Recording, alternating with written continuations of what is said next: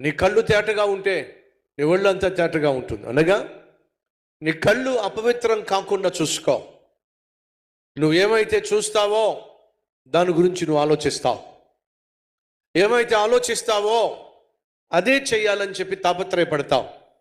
ఏమైతే చెయ్యాలని తాపత్రయపడతావో దానికి నువ్వు అలవాటు పడతావు. దేనికైతే నువ్వు అలవాటు పడిపోయావో దానికి బానిసవైపోతావు. దేనికైతే నువ్వు బానిసవైపోయావో దానికి నువ్వు బందీవైపోతావు.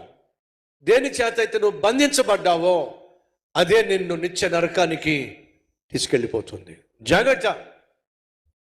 నీ కళ్ళు ఈరోజు అపవిత్రంగా ఉన్నట్లయితే పవిత్రపరచమని ఇప్పుడే ప్రభువును వేడుకో. ప్రభువా, నా కళ్ళను శుద్ధీకరించు. నీ శరీరం పవిత్రంగా ఉండాలి అని అంటే ఈరోజు ఒక ఖచ్చితమైన తీర్మానం తీసుకో. ఏమిటది? నా కళ్ళతో నేను నిబంధన చేసుకొంటిని.